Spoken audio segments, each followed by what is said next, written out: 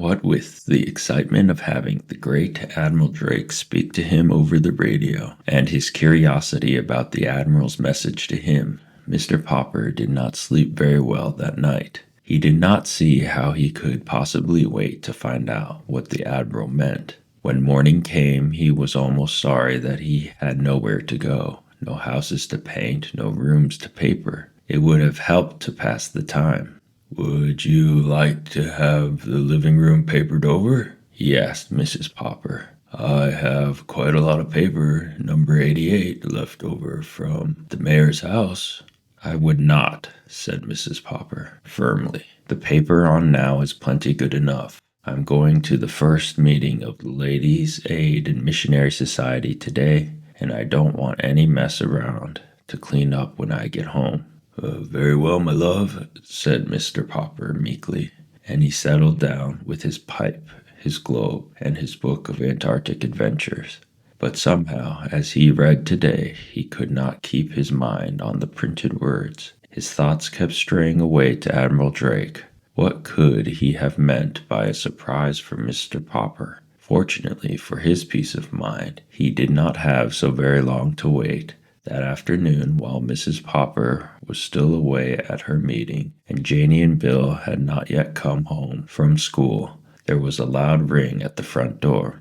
"I suppose it's just the postman. I won't bother to answer it," he said to himself. The bell rang again, a little louder this time. Grumbling to himself, Mr. Popper went to the door. It was not the postman who stood there. It was an expressman with the largest box Mr. Popper had ever seen. "Party by the name of Popper live here?" That's me."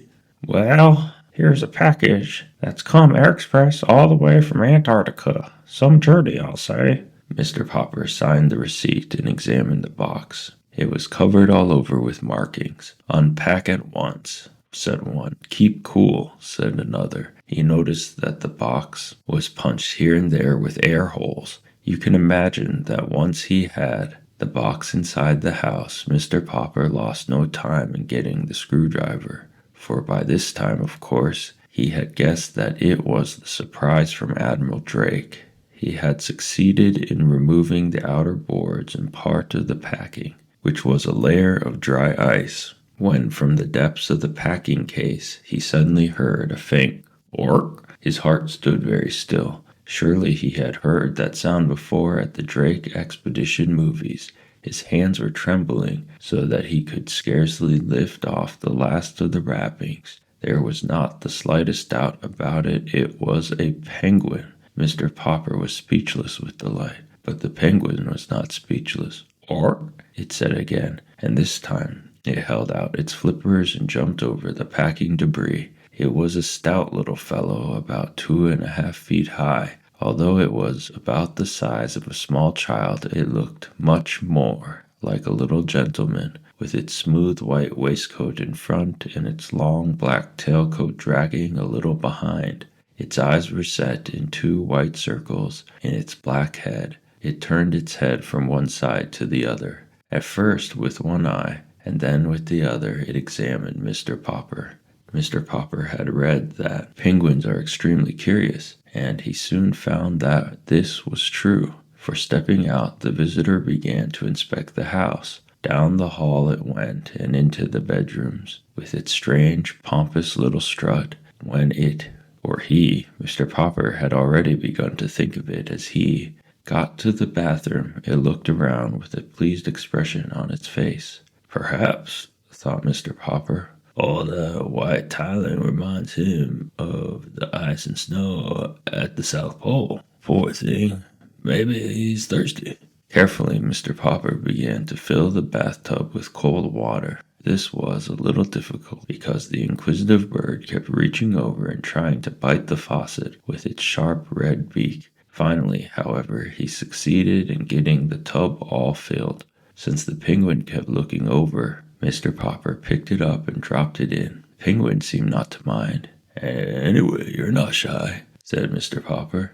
"I guess you've got sort of used to playing around with those explorers at the pole." When he thought the penguin had had enough of a bath, he drew out the stopper. He was just wondering what to do next when Janie and Bill burst in from school. "Papa," they shouted together at the bathroom door. "What is it?" "It's a South Pole penguin sent to me by Admiral Drake." "Look," said Bill, "it's marching."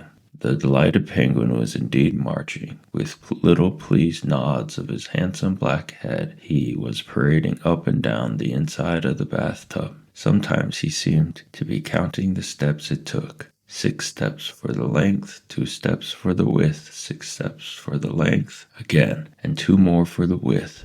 "For such a big bird, he awfully takes small steps," said Bill. "And look how his little black tailcoat drags behind. It almost looks as if it were too big for him," said Janie. But the penguin was tired of marching. This time when it got to the end of the tub, it decided to jump up the slippery curve. Then it turned and with outstretched flippers tobogganed down on its white stomach. They could see that those flippers, which were black on the outside, like the sleeves of a tailcoat, were white underneath. "Gook, gook," said the penguin, trying its new game again and again. "What's his name, Papa?" asked Janie. "Gook, gook," said the penguin, sliding down once more on his glossy white stomach. "It sounds something like Cook," said Mr. Popper. "Why, that's it, of course. We'll call him Cook, Captain Cook."